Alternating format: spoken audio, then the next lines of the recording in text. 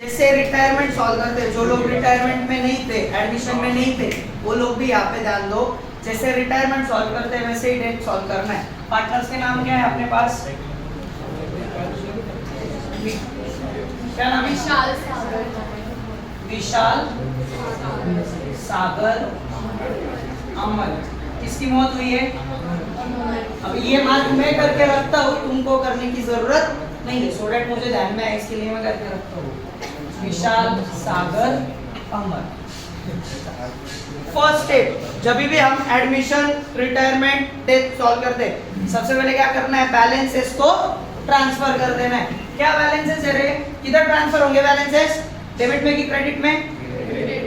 Capital का रहा credit में, कैश का रहा।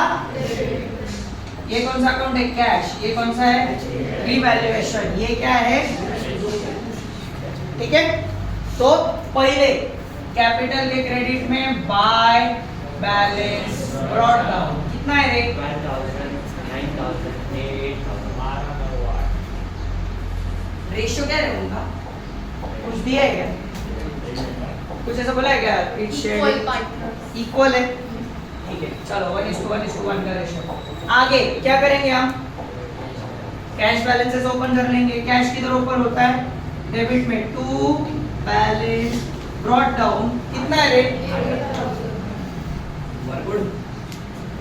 नेक्स्ट क्वेश्चन में देखो, बैलेंस शीट के दोनों साइड में रिजर्व है, कुछ ना कुछ है क्या? अच्छा नहीं, इसमें नहीं है, एक ही साइड में रिजर्व फंड है, प्रॉफिट एंड लॉस है, बराबर।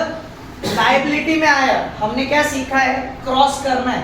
अगर लायबिलिटी में आया तो क्रेडिट में देना है, अगर एसेट में आया तो डेबिट में देना है। अब यहाँ पे हम क्या करेंगे? इक्वल, सब पार्टनर्स इक्वल है, तो एक तो सबको डिस्ट्रीब्यूट कर देंगे, नहीं तो रिजर्व फंड क्या करेंगे? जो पार्टनर गया उसको देंगे, और प्रॉफिट एंड लॉस सबको डिस्ट्रीब्यूट कर देंगे। ठीक है।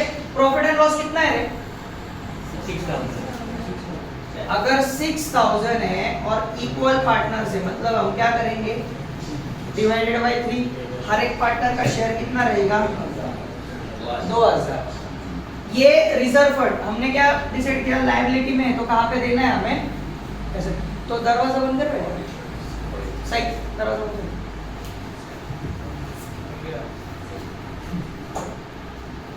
और लाइट का बटन चालू करना, इधर वाली, वो पहला वाला, फर्स्ट। हाँ, तो हमने क्या डिसाइड किया? लायबिलिटी का हम कहाँ पे देंगे? पार्टनर्स कैपिटल के क्रेडिट में। यहाँ पे दे देंगे बाय P&L अकाउंट 2,000, 2,000, 2,000। अब जनरली क्या होता है ना, P&L अकाउंट मतलब क्या है?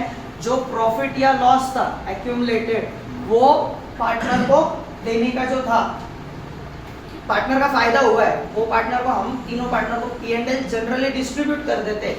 और रिजर्व फंड जो होता है वो मरे हुए पार्टनर का उसको दे देते हैं, बचा हुआ शेयर हम वैसे के वैसा लिख देते हैं। अब यहाँ पे अगर मैंने 6,000 रुपए डिस्ट्रीब्यूट कर दिया तो इधर आएगा क्या P&L में? नहीं आएगा। आएगा क्या ऋषि? आएगा ना? क्या क्या क्या? ये 6,000 रुपए मैंने तीनों पार्टनर को डिस्ट्रीब्यूट कर दिया, तो लायबिलिटी में आएगा क्या P&L अकाउंट? नहीं आएगा। अब अगला रिजर्व फंड कितना है? रिजर्व फंड 9,000, मतलब 9,000 डिवाइडेड बाय 3। हर एक पार्टनर को कितना मिल रहा है? 3,000। हम यहाँ पे क्या करेंगे? इधर ध्यान दो, अगर तुमको कंफ्यूजन हो रहा है, क्या कर देना है? रिजर्व फंड ऐसे कैसे लिख देना है? 9,000 लेस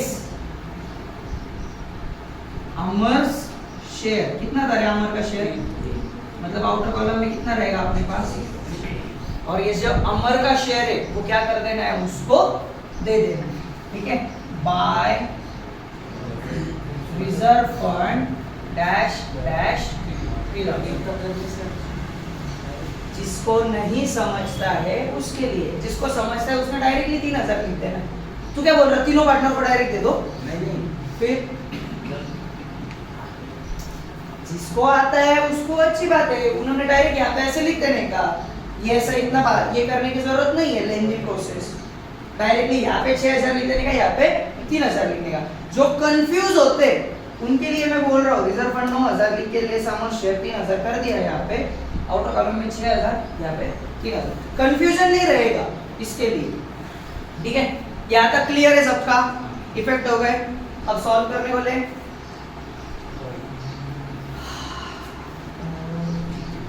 बोलो आगे क्या है। First adjustment, goodwill of the firm was appreciated by 3600, however only Amar share is appreciated in the books. Simple सा लॉजिक है। गुडविल कितनी अपग्रेड हुई है, मतलब यहाँ पे जो गुडविल थी कितनी है वो गुडविल 6000 है, ऑलरेडी है ना हमारे पास। अब गुडविल एप्रिशिएट हुई है, एप्रिशिएट होना मतलब क्या, फायदा होना, बराबर। लेकिन कितने का फायदा हुआ, नहीं 3600 से गुडविल अब ये हुई है, एप्रिशिएट हुई है, लेकिन ओनली अमर्स शेयर इज रेज्ड। किसका शेयर रेज किया, अब 3600 अगर पूरे फर्म के गुडविल है उसमें अमर का शेयर कितना है 1/3, मतलब कितना एप्रिशिएट हुआ, ओनली 1200 रुपीज। 3600 नहीं, कितना अपग्रेड हुआ है 1200। कितने से बड़ी गुडविल, एड एप्रिशिएटेड 1200, कितना आया रे। अब मेरे को बताओ ये 1200 इधर जाएगा या इधर जाएगा, पार्टनर्स कैपिटल में जाएगा। क्यों, क्योंकि बाकी के पार्टनर्स का संबंध नहीं, तो क्यों उधर लिंक एग्जैक्टली बाकी के पार्टनर्स को मिल ही नहीं रहा है। गुडविल किसकी रेज कर रहे हैं, ये मरे हुए पार्टनर की गुडविल हम रेज कर रहे हैं, तो सिर्फ उसको ही उसका शेयर देंगे ना, बाकी के पार्टनर्स को क्यों देना है। अगर तीनों पार्टनर्स के लिए रेज किया होता तो एक टाइम पे रीवैल्यूएशन में देके जो भी प्रॉफिट लॉस हुआ वो अपने आप डिस्ट्रीब्यूट हुआ था। बट यहाँ पे जैसे हम रिटायरमेंट में करते, क्या करते थे, यहाँ पे नाम दे देते बाय गुडविल और डैश डैश, समझा, एकदम इजी केस है। एसेट की वैल्यू बढ़ी है, रीवैल्यू हुई है, लेकिन किसके नाम पे रीवैल्यू हुई है, किसको हम दे रहे हैं, हम। क्लियर है, पक्का। आगे चलते, क्या बोला है, RDD is to be maintained at, पहले डेटर्स में कुछ था क्या रे, डेटर्स की वैल्यू क्या थी, उसमें RDD कितना मेंटेन करना है 5% ना, मतलब कितना, इधर कितना आएगा, बराबर। अब ये जो दो साइड होते हैं, एक साइड क्या है अपनी नुकसान, एक साइड क्या है फायदा। डेटर्स की वैल्यू कम होना, एसेट की वैल्यू कम होना, तो अपना फायदा है कि नुकसान है, तुम्हारे बिजनेस के एसेट कम हो रही है, ऑब्वियसली तुम्हारा क्या है यहाँ पे नुकसान है, तो नुकसान में आ जाएगा 2 RDD 450, बराबर। अगली एडजस्टमेंट पढ़, बोलो आओ बाबू एक एक करके।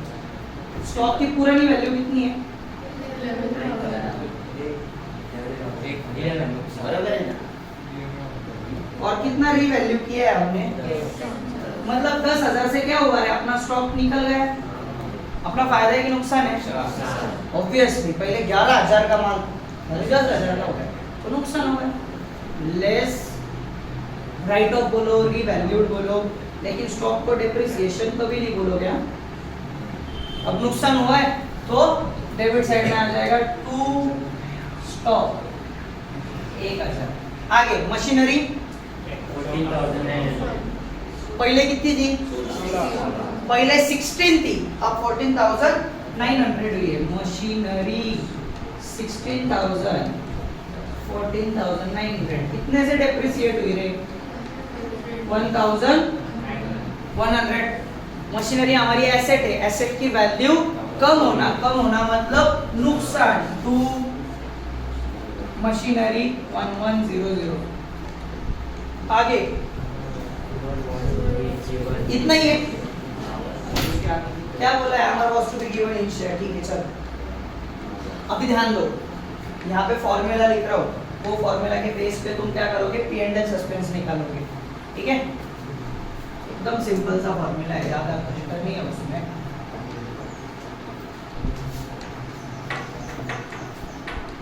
P&L suspense is equal to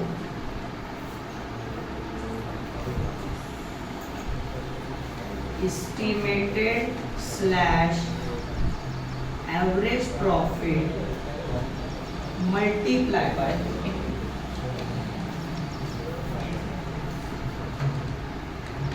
deceased partners months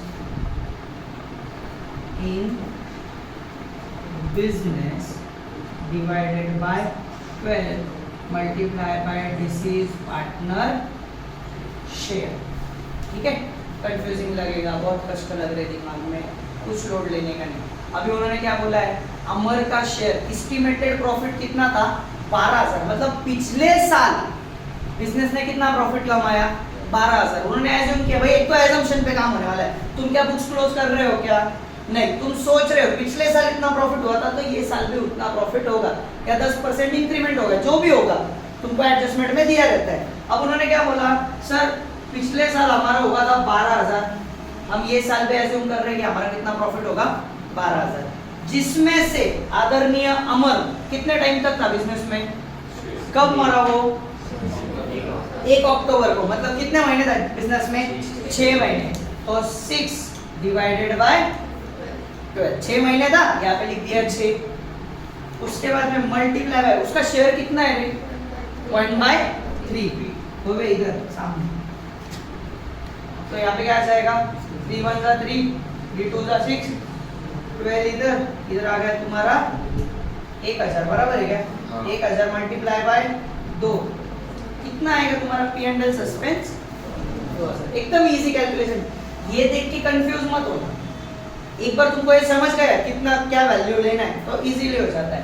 estimated profit multiply by disease partners months in business या टाइम फ्रेम इन बिजनेस, जितने भी टाइम तक था 6 महीने तक था, 6 लिख देने का डिवाइडेड बाय 12 होने ही वाला है, मल्टीप्लाई बाय उसका शेयर। अब ऐसा ही कुछ तो भी हमने किधर तो भी पढ़ा था, रेसिप्रोकल के टाइम पे भी ऐसा ही था ना, 2 मल्टीप्लिकेशंस थे, ठीक है ना, नहीं है किधर तो भी पढ़ा था,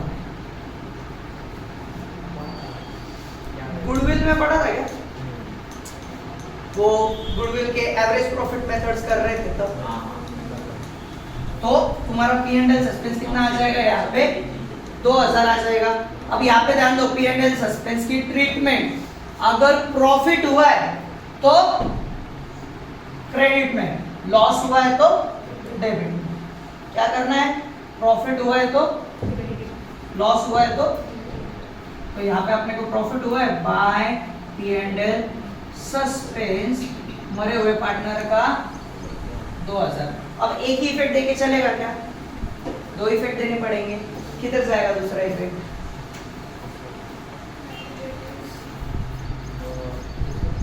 वो जाता है ऐसे,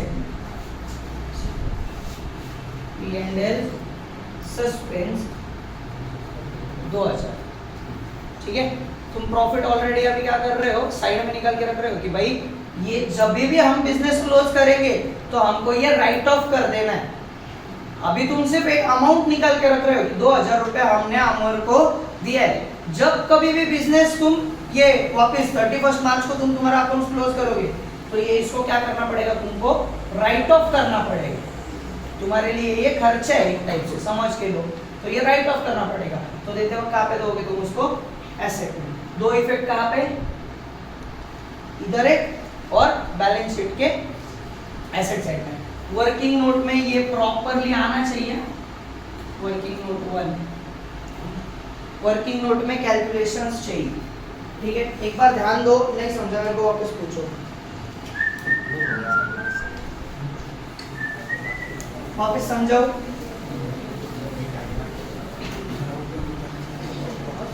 समझाना पड़ेगा ना, ध्यान दो। P&L सस्पेंस कंसेप्ट मालूम है, P&L सस्पेंस क्या है, फॉर एग्जांपल ये पॉइंट से ये पॉइंट तक अगर अपना क्लोज हो रहा है अकाउंट 31 मार्च को, तो अगर वो यहाँ पे मरा है तो ये इतने टाइम फ्रेम तक कुछ ना कुछ तो फायदा हुआ रहेगा, बराबर। अब ये वाले पर्टिकुलर केस में हमने ये जो पर्टिकुलर पोर्शन है, this is parts in months, this is partners months in business, मतलब कितना महीने था वो बिजनेस में? 6 महीने था ना। 12 महीने में से कितने महीने तक उसने काम किया? 6 महीने। तो हमने यहाँ पे क्या ले लिया? 6/12 बराबर। अब उसका ही शेयर लेंगे, पूरे गांव का पसारा देंगे कि उसको नहीं। भाई तूने माती किया है, तेरा शेयर तेरे को देना चाहिए, मतलब तू मरा है तो तेरा शेयर हम तेरे को दे देंगे। तो उसको कितना शेयर दिया? 1/3। सिंपल सा कैलकुलेशन करना है, ये सिर्फ फॉर्मूला में डाल के रखा है। तो ध्यान में, ये ऐसा फॉर्मूला है नहीं किधर, कि तुमको समझना चाहिए, क्योंकि तुम लोग ज्यादा कंफ्यूज हो जाते हो। डिवाइडेड बाय 12 ही क्यों किया, मल्टीप्लाई बाय 1/3 क्यों किया, तुमको ऐसे नवे प्रश्न बहुत पढ़ते रहते हैं। तो इसके लिए जो भी एवरेज प्रॉफिट रहेगा, अब ये साल का अपने को पता ही नहीं है कि प्रॉफिट कितना हुआ है। प्रॉफिट कब पता चलने वाला है? 31 मार्च को पता चलने वाला है। लेकिन ये जो उसका एग्जीक्यूटर है, अबू के प्यार के लिए आया हुआ इंसान, वो तुरंत क्या बोला? मेरे को पैसा चाहिए। तो पैसा चाहिए तो कैसे पैसा मिलेगा? पिछले साल में जितना प्रॉफिट हुआ था वो प्रॉफिट के बेस पे हम ये साल का एज्यूम करते। इसके लिए क्या नाम दिया? एस्टिमेटेड या एवरेज प्रॉफिट। क्या बोला मैंने? एस्टिमेटेड या एवरेज प्रॉफिट। पिछले साल हमको 12,000 हुआ था, हम एज्यूम कर रहे हैं कुछ भी ग्रोथ नहीं हुआ है, उतने टाइम फ्रेम के लिए 12,000 रुपए ही हमारा प्रॉफिट हुआ है। वो 12,000 रुपए हमने यहाँ पे ले लिया, मल्टीप्लाई बाय कितने टाइम के लिए था रे? 6 महीने के लिए था। 6/12 मतलब आधे साल के लिए था। आधे साल का ही प्रॉफिट 12,000 पूरे साल का है, हमको उसको कितना देना है? आधे साल का ही देना है, तो 6/12 कर लिया। हम उसमें भी आधे साल में भी उसको उसका ही शेयर देंगे ना, बाकी के गांव का शेयर देंगे क्या उसको? नहीं, 1/3। तो ये 12,000 में उसका शेयर कितना आया? अब इसको नाम क्या दिया हमने? P&L suspense account. ठीक है, P&L सस्पेंस। अब ये तो पार्टनर का फायदा है, पार्टनर का फायदा हमने उसके क्रेडिट में दे दिया। भाई ये ले तेरे 2,000 रुपए तेरे को दे दी। दूसरा इफेक्ट कहाँ पे जाएगा? एसेट साइड में लिखना है P&L सस्पेंस 2,000। ठीक है, क्लियर है? अब चल सकते हैं आगे। हो गया? अब नेक्स्ट चीज, अकाउंट्स क्लोज करने हैं। सबसे पहले कौन सा अकाउंट क्लोज करते हैं? Obviously revaluation. 1 2 3 1 2 3 कितना है? ये साइड में कुछ है क्या? तो इधर कितना 2,550 2,550 डिवाइडेड बाय 3 850 850 850 आएगा समथिंग, बराबर। 2400 का हाफ, बराबर। तेरे पे विश्वास है? तुम देख तो कोई कुछ नहीं बोलेगा। विशाल, सागर, अमर बाय पार्टनर्स कैपिटल। अब हम लॉजिक क्या यूज करते हैं? क्रेडिट में क्लोज हुआ तो इधर किधर जाएगा? डेबिट में। तो यहाँ पे लिख देंगे टू रीवैल्यूएशन 850 850 850। अब रिटायरमेंट में क्या करते थे? सबसे पहले जो पार्टनर रिटायर हुआ है उसका शेयर उसको दे देते थे। यहाँ पे भी सेम चीज करने वाले।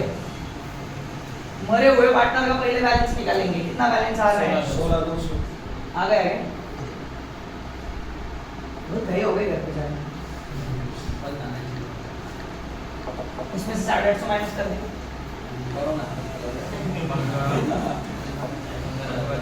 15,000 समथिंग समथिंग समथिंग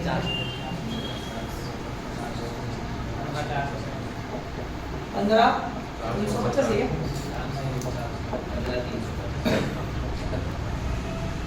कितना है? अरे 15 है? हाँ श्योर। 15,350। इसको नाम क्या देंगे? Two executors. अब तुमको क्वेश्चन में दिया है, क्या दिया है? देखो भला वहां पे एडजस्टमेंट, लास्ट एडजस्टमेंट देखो। ट्रांसफर हिज अमाउंट ड्यू, जो भी उसका अमाउंट ड्यू रहेगा वो किधर ट्रांसफर करना है? Executors loan account. यहाँ पे हम कहाँ पे ट्रांसफर कर रहे हैं? Executors loan. अब दोनों के मरे क्या? कोई विशाल सागर मरा है क्या? तो इनके नाम क्या आगे कुछ आएगा क्या? अब बहुत से बच्चे क्या मिस्टेक कर देते, बैलेंस निकालना बोला ना, तीनों का बैलेंस एक ही लाइन में निकाल देते। वैसे करना नहीं है, इसका टाइटल अलग है, ये अलग अकाउंट में ट्रांसफर होगा और ये बचे हुए दोनों का अलग अकाउंट में ट्रांसफर होगा। ध्यान में रखना है। अब यहाँ पे देखो, इधर कितना दिख रहा है? 14,000, इधर 14,000 11,000 उसमें से 850 गए मतलब कितना ऊपर कौन रहता है 10 इसका क्या 10 150 की 250 10 150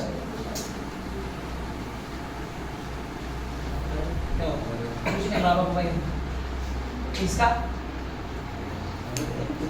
तेरा 150 टू बैलेंस कैरिड डाउन तेरा 150 समझा इसका बैलेंस अलग लिखना है रिटायरमेंट में भी तुम लोग वही गलती करते थे तुम क्या करते थे एक ही इसमें लिख देते थे ये इधर पीछे वाले इसमें ये भी ये तो आप जानते चर्चा ना करते टू बैलेंस कैरिड डाउन ये अलग है ये अलग है लेकिन दोनों भी लायबिलिटी है बराबर डेबिट में आया ना तो क्या कर देंगे कैपिटल अकाउंट विशाल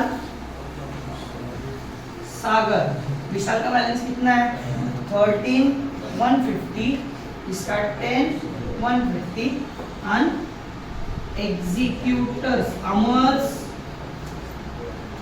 executors loan account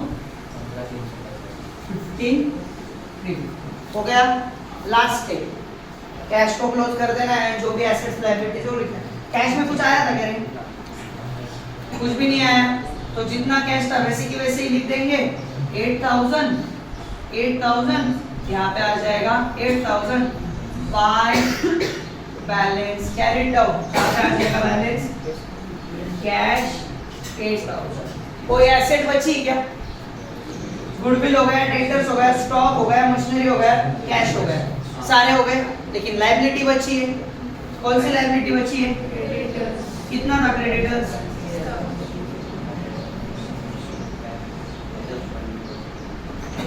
निकालो टोटल हाँ 42 समथिंग आएगा 42,650 बाबो 42,650 ले कैलसी वापस आप हो गए हाँ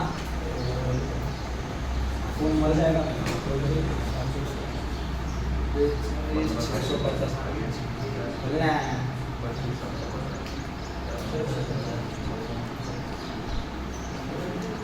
दुकान पे कब बैठते हैं